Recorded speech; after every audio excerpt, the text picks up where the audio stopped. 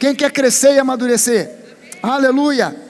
Por isso a gente está falando nesses dias, eu comecei na semana passada, vou dar continuidade hoje para essa série, que vai ser relativamente longa, eu já estou sabendo disso. A gente vai ter pelo menos aí umas 6, 7, 8 semanas, somente falando sobre a força da nossa justificação. Nós precisamos criar uma raiz profunda de entendimento a respeito de quem nós somos em Cristo, de que nós fomos justificados e que em Cristo agora nós somos justiça de Deus. Alô? Romanos 5:1 diz assim: justificado, pois, mediante a fé, justificados através do uso da fé, crendo que Jesus nos justificou na cruz do Calvário, não porque alguém disse, não porque eu senti ou deixei de sentir qualquer coisa, mas porque eu creio na obra de Jesus, eu creio que Ele morreu por mim, eu creio que Ele foi ao inferno, e lá Ele depositou todos os meus pecados, ressuscitou em glória no terceiro dia, ascendeu aos céus, está assentado à direita de Deus Pai, e eu estou assentado com Ele em lugares celestiais. Eu fui justificado, eu fui perdoado, eu fui restaurado, eu fui redimido. Então eu uso a fé para crer nisso, nessa realidade espiritual. Justificados, pois, mediante a fé, temos paz com Deus, por meio, através do nosso Senhor Jesus Cristo. Levante uma das suas mãos e diga isso: eu tenho paz com Deus. Eu tenho paz com Deus. Aleluia. Deixa lá Romanos. Quando você começa a ver os versículos bíblicos do Novo Testamento, que falam sobre justiça, sobre justificação, você começa a entender que justiça não é algo que você e eu, que nós possamos operar por nossos méritos, pelas nossas boas ações. Não é assim que funciona. Não é algo que nós ganhamos de Deus porque nós somos muito honestos, ou porque nós somos muito religiosos, ou por causa de realizações que nós façamos e outras pessoas achem maravilhosas. Não, nós não somos justos. Nada disso pode fazer de nós justos. Nada disso. Obras, coisas que eu faço, honestidade, integridade, tudo isso é importante, mas nada disso me faz justo. Nada disso me faz justo.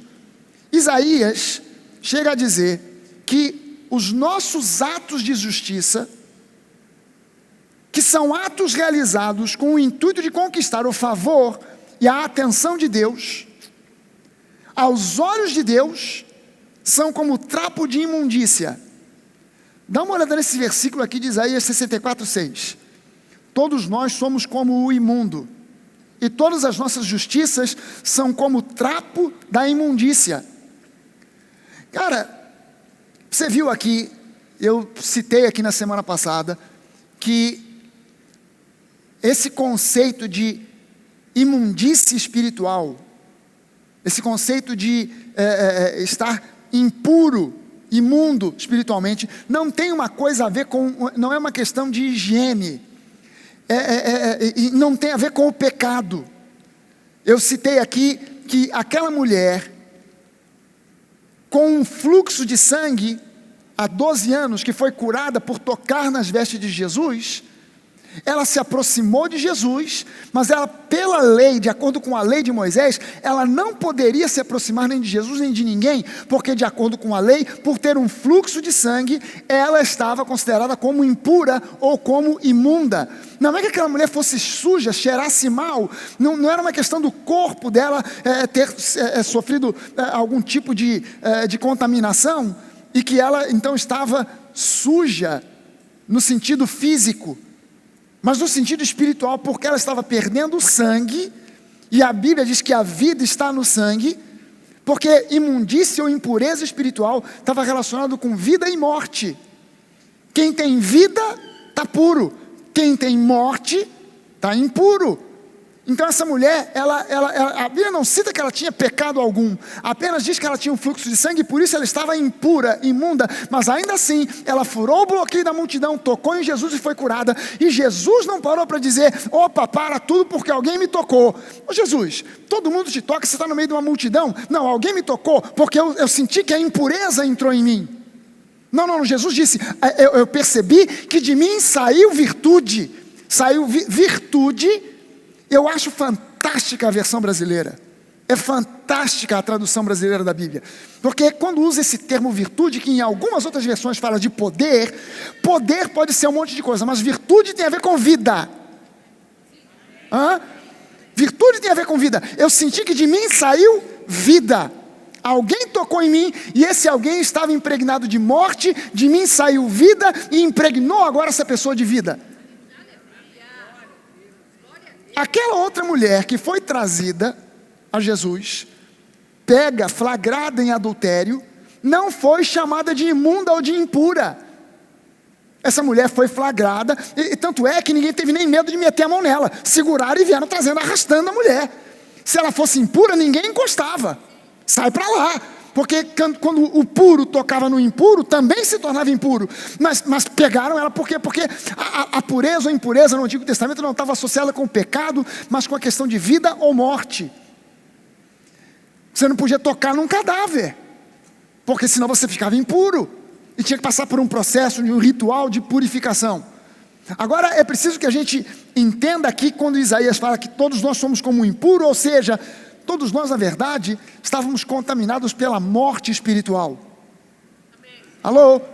E ele diz, as nossas justiças, os nossos atos de justiça, para Deus são como trapo de imundícia. Para você entender o que é trapo de imundícia, não precisa explicar muito. Na época de Isaías, no Antigo Testamento, não existia absorvente íntimo feminino. Alô? Entendeu o que é trapo de imundícia? Entendeu agora o que é? Quer dizer, usou, não vai lavar, joga fora, depois pega outro pedaço de pano velho, que não vai usar, não serve mais para nada, então agora pega outro pedaço de pano, mês que vem. Você consegue entender? No tempo de Isaías não existia papel higiênico. Mãe! Foi, meu filho, não aquele anúncio, você lembra aquele anúncio, aquela propaganda? Mãe, traz o neve. Naquele tempo não, mãe, traz o trapo. Deu para entender? Não precisa desenhar não, né? Os nossos atos de justiça aos olhos de Deus são como trapo de imundícia.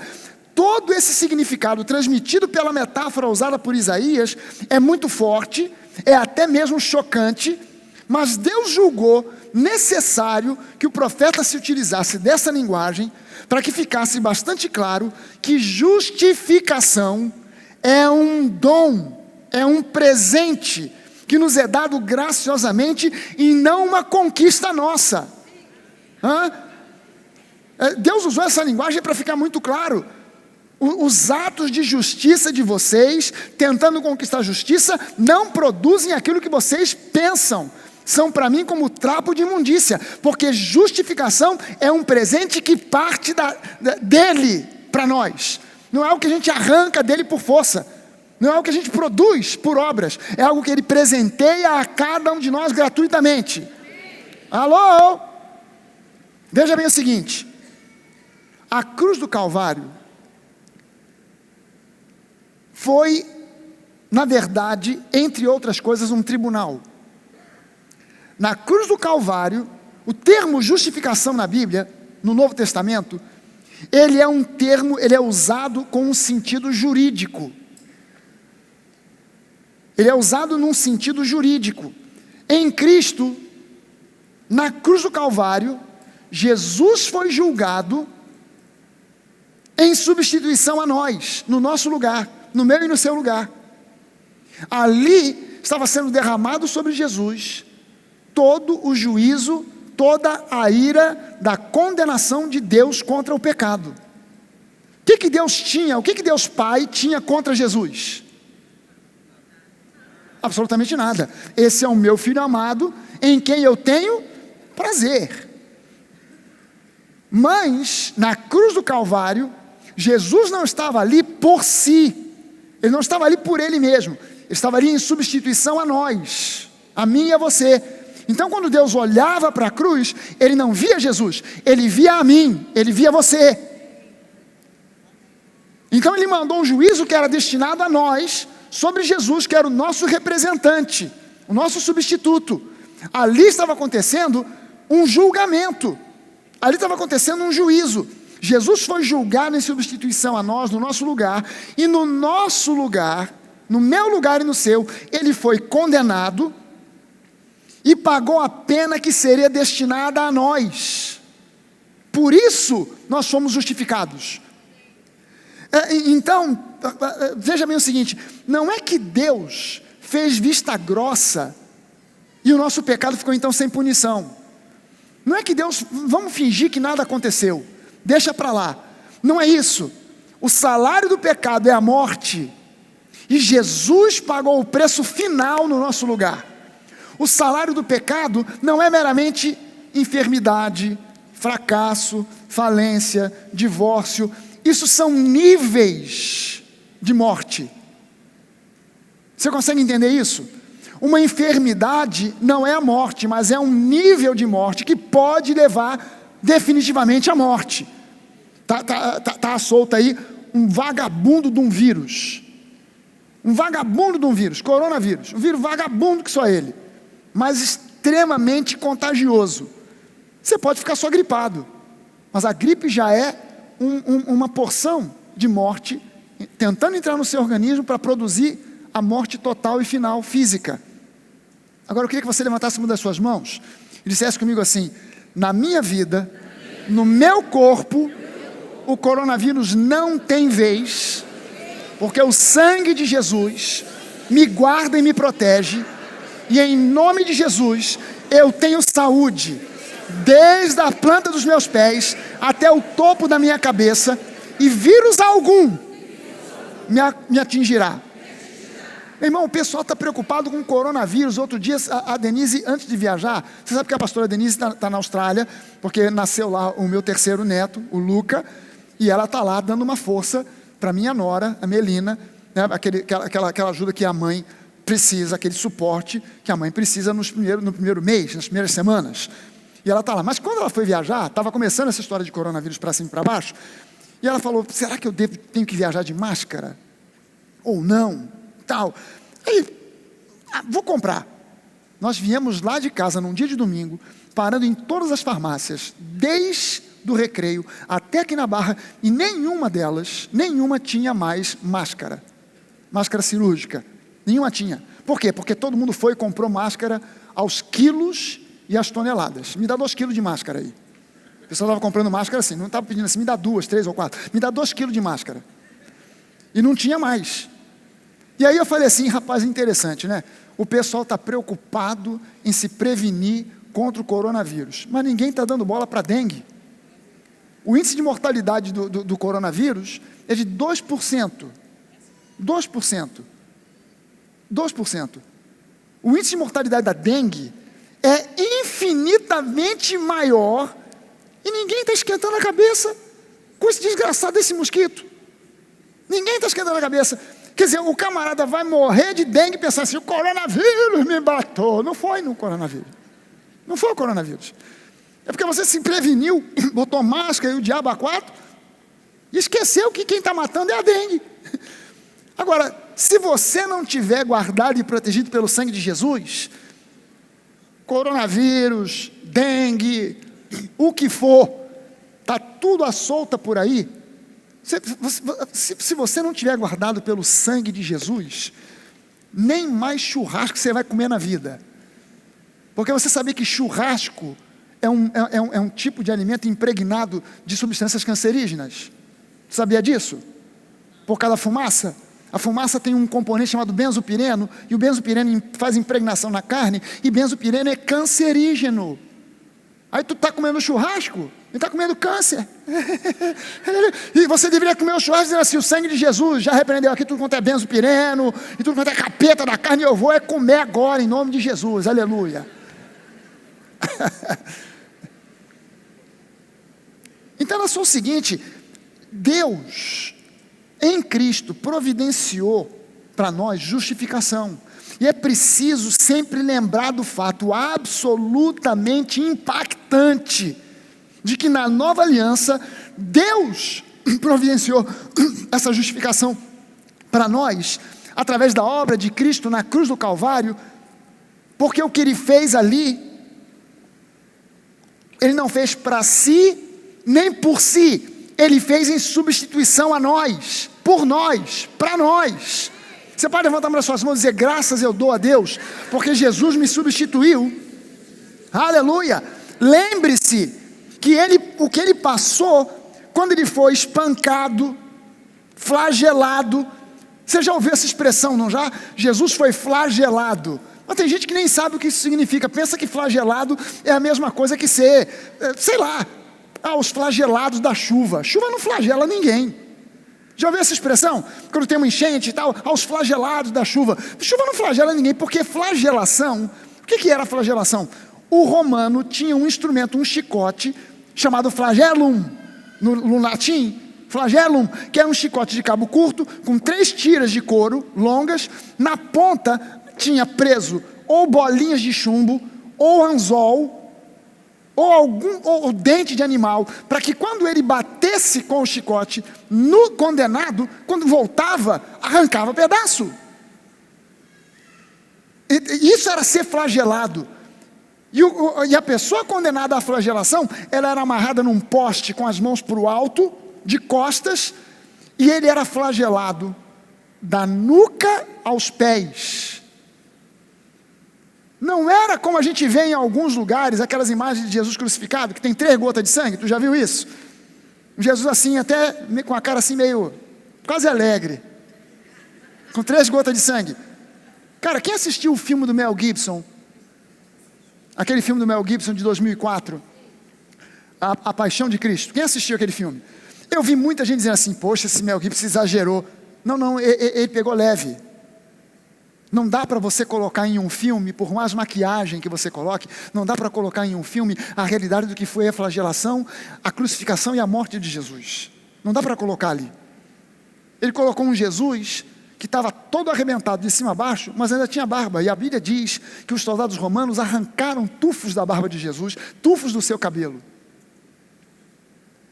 Você precisa se lembrar que quando Jesus foi espancado, quando ele foi flagelado, quando ele foi crucificado e morto, isso tudo era destinado a nós. Para pensar um instante. Isso era para mim e para você. Isso não era para ele. Ele recebeu isso no meu e no seu lugar. Amém? É aqui aonde começam a ser destruídas as religiões. As religiões têm teorias sobre salvação.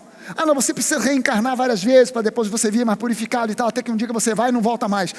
Mas o que Jesus fez não foi para que você seja purificado aos poucos. Ele fez para que você receba justificação numa tacada só. Por isso a Bíblia diz: importa aos homens morrer uma só vez, e depois disso o juízo, porque o trabalho todo de justificação foi feito numa vez só, num sacrifício único e definitivo por Jesus na cruz do Calvário. E aquilo que ele passou ali, não passou porque ele tivesse culpa no cartório, mas porque nós tínhamos a culpa que nos condenava, e ele no nosso lugar suportou a cruz, suportou a flagelação, suportou as ofensas, suportou os espancamentos, para que eu e você agora tenhamos vida em abundância. Amém? Por isso a nossa gratidão tem que ser eterna. Aleluia. O castigo que nos traz a paz estava sobre ele. A Bíblia nos mostra que após a sua morte, Jesus fez uma visita ao inferno e deixou lá todos os nossos pecados, para então no 3º dia ressuscitar vitorioso sobre a morte. Beleza, maravilha. Você entende isso? Jesus morreu naquela cruz, sofreu o que sofreu, e além disso, ainda fez uma visita ao inferno, para deixar no inferno todos os nossos pecados, e ressuscitar em glória no 3º dia, para ascender aos céus. Ok? Agora presta atenção no seguinte: achar que justificação é algo que se pode conquistar por obras, é achar que você poderia substituir Jesus, ao invés de Jesus substituir você. Você imagina só, se Pedro, Tiago, João, eu, você, chegasse para Jesus para dizer: Jesus, já estou sabendo essa história da cruz, mas deixa que eu vou no seu lugar. Você é um mestre, você é maravilhoso, eu quero mostrar tanto amor por você que eu vou lá no seu lugar. Você não ia resolver o problema, sabe por quê? Porque você ia sofrer, você ia ser flagelado, espancado, crucificado e morto, ia ao inferno, e no inferno você ficava. Você ia passar por aquilo tudo. Não, eu aguento, eu vou aguentar, porque é por Jesus, é para Jesus, eu vou aguentar, mas o cara vai me dar outra chicotada, arrancou um pedaço, mas eu vou aguentar, porque é para Jesus, é por Jesus. Vieram, me espancaram, me bateram, me cuspiram, me ofenderam, mas eu vou aguentar, porque é para Jesus, é por Jesus. Caramba, me botaram nessa cruz, estou pendurado aqui, falta de ar, dor, tudo arde, tudo dói, mas eu vou aguentar, porque é para Jesus, é por Jesus. Pá, morri, agora eu tenho que ir ao inferno para deixar os pecados lá. Fui ao inferno e Satanás ia dizer: bem-vindo, aqui é o seu lugar, eternamente ficarás. Porque você e eu não nascemos com as mesmas características de Jesus. Jesus nasceu sem a marca do pecado. Você e eu nascemos com a marca do pecado, com a natureza pecaminosa. Jesus não. Então os pecados não estavam em Jesus, estavam sobre ele, como uma capa, que ele pôde chegar lá e pum, depositar. Mas você ia estar com o pecado dentro, você ia chegar lá e o inferno ia te engolir como se fosse um buraco negro. Então não tinha jeito de você substituir Jesus, só tinha uma saída, era Jesus substituir você. E ele fez isso por mim e por você, graciosamente. Aleluia! Por isso, justiça é algo que a gente recebe de forma plena e imediata ao declararmos a nossa fé em Jesus Cristo. Santificação é um processo de crescimento e amadurecimento, mas justificação é um dom, é um presente. Mediante a sua justificação você tem paz com Deus, ou seja, hoje você está ok com Deus e Deus está ok com você. O que Deus tem contra você hoje? Absolutamente nada. Nada. Por quê? Porque tudo foi resolvido em Jesus. Tudo que ele tinha contra você, tudo que ele tinha contra mim, ele lançou sobre Jesus. A ira dele foi satisfeita em Cristo Jesus. E hoje, quando ele olha para mim, quando ele olha para você, ele vê filhos amados, lavados pelo sangue de Jesus, sem culpa alguma, como se o pecado na nossa vida nunca tivesse existido. É como se o pecado na nossa vida nunca tivesse existido. Por isso a Bíblia diz: dos seus pecados jamais me lembrarei. É promessa de Deus. É promessa de Deus. Hebreus capítulo 8, do versículo 12, dos pecados de vocês eu não vou me lembrar nunca mais. Por quê? Porque o preço foi pago. Você está ok com Deus, eu estou ok com Deus. Deus está ok com a gente. Você pode falar isso para a pessoa que está perto de você: meu irmão, Deus está ok contigo e comigo, e nós estamos ok com Ele. Aleluia. Olha só o que Jesus diz: isso aqui não é ninguém mais a não ser o próprio Senhor Jesus falando. Em verdade lhes digo, quem ouve a minha palavra e crê naquele que me enviou, terá um dia a vida eterna. Não, aquele que crê em mim e crê naquele que me enviou, já tem a vida eterna. Presta atenção agora. Não entra em juízo. Não entra em juízo. Não entra em juízo. Mas passou da morte para a vida. Você está entendendo aqui?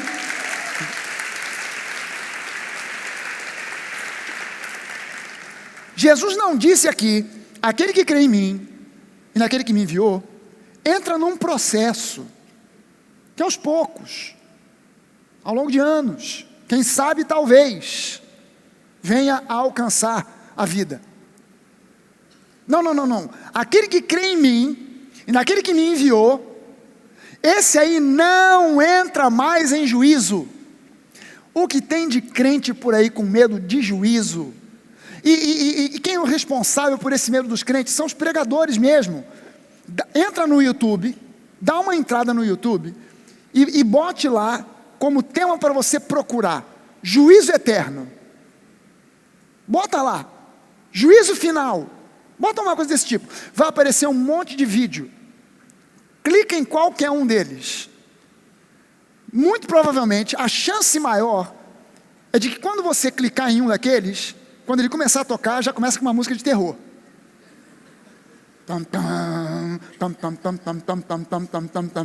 Já começa com uma música de terror. E as imagens que tem antes de aparecer o pregador, é fogo, diabo com um tridente na mão assim, com aquela cara feia. É o que aparece. E aquela música.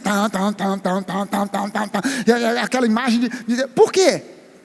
Porque as pessoas imaginam o seguinte: caramba, o juízo o juízo final vai acontecer, o mundo está acabando, está na cara, olha aí, coronavírus, e guerra, não sei das quantas, isso e aquilo outro, o final do mundo está chegando e o bicho vai pegar. Mas eu quero que você entenda o seguinte: o bicho vai pegar, mas não para nós, não em nós, porque nós não passamos pelo juízo. Se você já foi salvo, se você já tem Jesus como seu Senhor e Salvador, esse versículo aqui está falando a seu respeito. João 5,24, repete comigo, João 5,24. Grava isso, João 5,24. João capítulo 5, versículo 24, em verdade eu lhes digo, quem ouve a minha palavra e crê naquele que me enviou, tem a vida eterna, não entra em juízo, mas passou da morte para a vida. Meu irmão, Deus não te recebeu na família dele contrariado. Deus não te recebeu contrariado. Vou ter que receber esse cara, vou ter que receber essa menina aí. Esse Jesus, vou te contar uma coisa. Jesus trouxe essa pessoa, o que eu vou fazer? Vou ter que receber. Mas não quero nem muita conversa. Deus não te recebeu na família dele contrariado. Deus te recebeu de coração aberto, de braços abertos. Ele não te recebeu de má vontade. Você agora é parte da família de Deus, porque o que foi feito por Jesus te dá condições de estar ok com Deus e de se sentir à vontade nessa posição. Você não tem que dizer assim, eu estou ok com Deus, mas... Não é uma questão de mães, não tem mães. Aquele que recebeu Jesus e crê nele, não entra mais em juízo, passou da morte para a vida. Deus não é mais esse juiz apontando para você, doido para te condenar.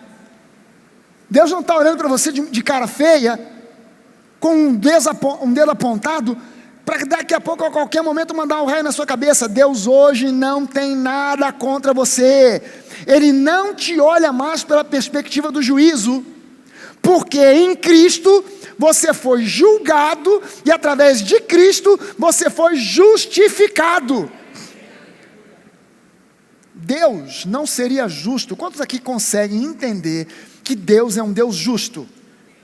Deus não seria justo se Ele condenasse você pelo mesmo pecado pelo qual Jesus já pagou o preço, foi condenado, sofreu e morreu.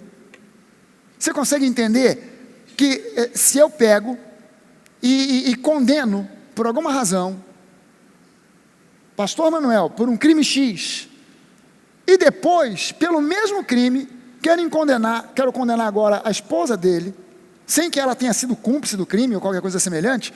Quer dizer, eu não posso pegar o mesmo crime agora e sair condenando quem eu queira. Não, eu vou aproveitar o crime que um fez e vou condenar esse, aquele.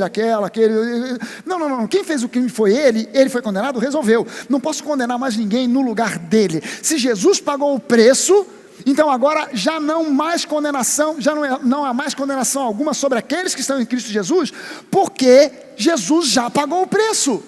E Deus não seria justo de cobrar de mim, de você, uma dívida que já foi paga por Jesus. Por isso não existe mais condenação para nós, porque nós estamos em Cristo e Cristo pagou o preço. Amém. Alô? Entenda o seguinte: Deus não está assim, de dedos apontados para você, louco para ver o dia do juízo chegar para te condenar. Jesus está de braços abertos, sorrindo para você, para te receber sempre, sempre e sempre. Não há um dia em que Jesus diga: hoje não, hoje você pisou na bola com muita força, hoje você pisou no tomate e esmagou o tomate. agora você pisou no balde e o balde agora estourou. Não existe isso. Sempre, sempre, sempre que você se voltar para Ele, você vai encontrá-lo de braços abertos, sorrindo para você, para te abraçar. Amém? Sempre, sempre, sempre, sempre. Pastor, mas eu acho que o que eu fiz, não interessa o que você acha. Você entende que a sua opinião diante da opinião de Deus evapora? Quantos de vocês aqui teriam a coragem de chegar diante de Deus, no trono, Deus assentado no trono da graça, e dizer alguma coisa do tipo, eu acho? Quantos de vocês aqui chegariam para dizer, pô Deus, legal esse negócio da salvação, esse plano, mas eu acho que fulano, isso aí não merece não. Quantos aqui teriam coragem de emitir essa opinião para Deus? Não tem coragem de emitir, por quê? Porque o seu acho, diante dele, vale o quê? Absolutamente nada. Não é uma questão do que eu acho, é uma questão do que ele acha. E ele determinou que todo juízo que era contra nós fosse lançado sobre Jesus, para que agora nós estivéssemos ok com ele, ele conosco, e nós pudéssemos ser agora também chamados de filhos amados. Aleluia! Quem está entendendo isso aí, diga amém. Na cruz, Deus foi o seu juiz, para que hoje Ele possa ser o seu Abba, Pai. Se Deus algum dia julgou você, foi na cruz, em Cristo. Ali Ele foi o seu juiz, para que hoje Ele seja o seu Pai. Onde você pode dizer, Abba, Pai. Ele hoje não te acusa, e não te acusa por causa da redenção que há em Jesus. Ele hoje te recebe de braços abertos. Aleluia! Gente, o sumo sacerdote, no Antigo Testamento, ele entrava e saía da presença de Deus. Na Nova Aliança, a gente não entra na presença de Deus, a gente vive na presença dele. O sumo sacerdote entrava e saía, e entrava e saía. Eu e você, a gente não entra nem sai, a gente vive. A gente vive na presença dele. Não importa onde a gente esteja, o que a gente esteja fazendo, a gente está na presença dele. E isso ocorre porque nós não temos justiça. Nós não temos justiça. Você e eu não temos justiça. Essa pessoa do seu lado não tem justiça. Nós somos justiça. Justiça não é algo que eu tenho, justiça é algo que eu sou. Você pode levantar sua mão e dizer isso comigo? Eu não tenho justiça, eu sou justiça de Deus. Aleluia! Nós vivemos a presença dele, e por isso a gente pode andar sem medo de ser rejeitado, totalmente livres para adorar o nosso Pai, porque nós não temos justiça, nós somos justiça. Nós não estamos na família de Deus por um acaso, nós somos da família de Deus porque fomos inseridos legalmente ali. Esse é o nosso lugar. O lugar de todo ser humano é na família de Deus. Deus não criou nenhum ser humano para estar afastado dele. Não importa essa pessoa, o nome que ela tem, a opção sexual dela, não importa se ela é preta, branca, bonita, feia, gorda, magra, se nasceu no Brasil, na África, na China, não importa onde, todo ser humano foi criado para ser inserido na família de Deus. Todo ser humano foi criado para isso. Por isso, o clamor de Jesus, ide por todo mundo e pregue o evangelho a toda criatura.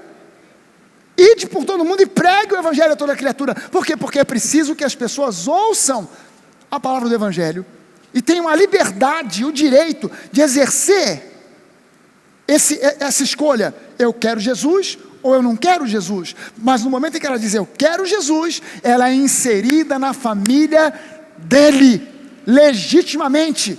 Ela é enxertada na videira e ela passa agora a ser legitimamente filha ou filho de Deus. Será que você pode dizer comigo assim? No meu espírito eu tenho o DNA de Jesus. Aleluia. Por isso quando Deus olha para você, Ele vê um filho amado em quem Ele se compraz. A partir do momento em que nós nos tornamos uma nova criatura, a gente precisa viver numa nova dimensão, a dimensão da justificação. Por sermos justificados, nós nos tornamos cidadãos do reino de Deus, nos tornamos filhos de Deus, nos tornamos co-herdeiros com Cristo, e tudo isso é concedido pela graça. e é recebido pela fé. Fé em quê? Fé em Jesus e na sua obra. Não é fé em mim, não é fé no pastor, não é fé na igreja, é fé em Jesus. Ouça isso aqui: Deus amou e ama Jesus no nível mais alto que você possa imaginar. O amor de Deus Pai pelo Filho é o nível mais alto de amor que você possa imaginar, e eu garanto para você, você não consegue chegar nem perto da realidade do amor Deus Pai pelo Filho, Jesus. Agora presta atenção no seguinte: na mesma proporção, no mesmo nível em que o Pai ama Jesus, Ele ama você. Deus não ama Jesus com uma medida e você com outra. Afinal, Jesus é o meu filho, ele tem a minha natureza, ele faz parte da Trindade. Você não, você chegou agora, entrou no ônibus agora, já quer sentar na janela? Não, você é amado, mas num nível diferente. Não. Na mesma medida, na mesma proporção que ele ama Jesus, ele ama você. Você não consegue medir a dimensão do amor de Deus por você. E é justamente por não entender essa dimensão que muita gente sobe numa plataforma para pregar juízo para a igreja, porque não entende a dimensão do amor de Deus, não consegue entender a dimensão do amor de Deus, não consegue entender que na mesma proporção, no mesmo nível que ele ama Jesus, ele ama a mim e a você. Alguém diga amém para isso aí? Olha só o que Jesus disse lá em João, no capítulo 17, os versículos 22 e 23. Eu lhes transmiti a glória que me deste. Isso é Jesus orando. Ele está orando e dizendo: eu lhes transmiti a glória que me deste, para que sejam um como nós o somos. Eu neles e tu em mim, a fim de que sejam aperfeiçoados na unidade, para que o mundo conheça que tu me enviaste e os amaste, como também amaste a mim. O que Jesus está dizendo aqui? Deus Pai ama a cada um de vocês na mesma medida, na mesma proporção que Ele ama Jesus, o Filho. Você pode levantar uma das suas mãos e dar graças a Deus por esse amor. Dar graças a Deus por esse amor incondicional. Deus não te ama, presta atenção. Deus não te ama porque você sofreu muito na vida. Eu entendo porque Deus me ama. Porque só Ele sabe o que eu passei. Só Ele viu. Não, Deus não te ama porque você sofreu muito na vida, e isso então sensibilizou o coração dele. Deus não te ama também porque você é quase perfeito. Claro que Deus me ama. Eu não roubo, não mato, não adultero, não engano, não minto. Sou um camarada que paga os meus impostos, faço tudo direitinho, respeito os mais velhos, trato minhas criancinhas, trato meus animais. Então, Deus me ama. Não, Deus não te ama porque você sofreu muito na vida, então Ele se compadeceu de você, ou porque você é quase perfeito, então você pode ficar tranquilo. Não. Ele não te ama nem por uma coisa, nem por outra. Não importa o que você fez ou deixou de fazer, Ele te ama. Sabe aquela música que a gente costuma cantar? Não importa o que eu fiz, não importa onde andei, não importa se eu cair, você me põe de pé. Minha tristeza e dor, você já removeu. De justo me chamou e com sua graça me cobriu. Aleluia!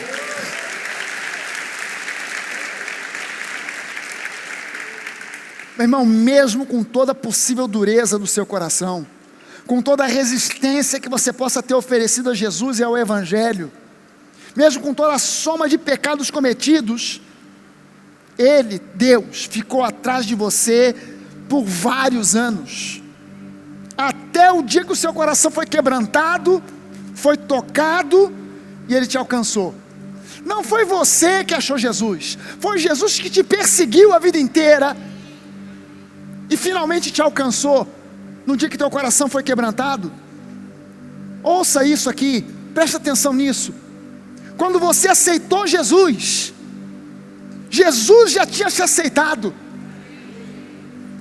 Sabe que o crente acredita que a salvação se estabelece quando ele aceita Jesus, e isso é bíblico. É necessário tomar uma decisão consciente por Jesus, aquilo que a gente chama aceitar Jesus. Isso é bíblico, é necessário. O apóstolo Paulo escreve aos Romanos no capítulo 10, se você com a sua boca confessar Jesus como seu Senhor, e no seu coração crer, acreditar que Ele ressuscitou de entre os mortos, você será salvo. É necessário uma decisão pessoal, claro, mas muito antes de você aceitar Jesus, Ele já tinha te aceitado. É isso que muito crente não entende. Você não foi aceito por Deus no dia que você levantou a mão para Jesus. Lá na cruz do Calvário, Jesus estava te aceitando. Antes de você aceitá-lo, Ele já tinha te aceitado. O problema do pecado foi resolvido na sua raiz. Jesus foi o sacrifício legalmente suficiente para nos justificar e nos fazer aceitos por Deus. A partir da solução definitiva do problema do pecado, Deus mesmo glorificou Jesus, colocou Jesus assentado à sua direita e nos colocou nesse lugar de honra com Jesus. Então, quando nós aceitamos o sacrifício de Jesus, nós estamos aceitando algo que o próprio Deus Altíssimo já aceitou. Por isso, Ele nos aceita, apesar dos nossos problemas, dos nossos traumas, dos nossos erros, das nossas manias, dos nossos defeitos, e até mesmo dos nossos pecados.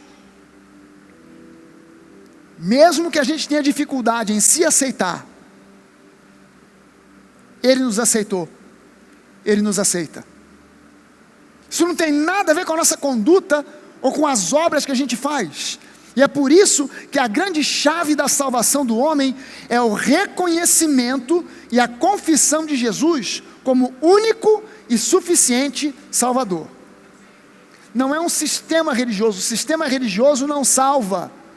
Teorias espirituais não salvam. O que salva é Jesus. Teorias religiosas, espirituais, espiritualistas não salvam. Conduzem ao homem a racionalizar o mundo espiritual, a tentar entender o mundo espiritual pela razão. Não. Ritos e rituais não salvam. Jesus salva. Jesus é o caminho, a verdade e a vida. Eu sou o caminho, a verdade e a vida. Ninguém vem ao Pai se não for através de mim. São palavras de Jesus. São palavras dele mesmo. Não são palavras de um religioso, de um teórico. Reconhecer Jesus como meu Salvador tira o foco de mim e das minhas obras e coloca o foco nas obras dele. Por isso é necessário reconhecer Jesus. Por isso é necessário tomar uma decisão consciente por ele, pessoal. Porque quando eu tomo essa decisão pessoal, eu estou tirando o foco de mim, das minhas obras, e colocando o foco nele, nas obras dele. Reconhecê-lo como meu Senhor é o que dá a ele a chave do meu coração. Por isso a Bíblia fala de reconhecer Jesus como Salvador e como Senhor. Quando eu reconheço Jesus como meu Salvador, isso abre as portas da eternidade para que eu tenha vida eterna. Mas quando eu reconheço Jesus como meu Senhor, isso abre a porta do meu coração para que Ele governe a minha vida. São duas coisas diferentes.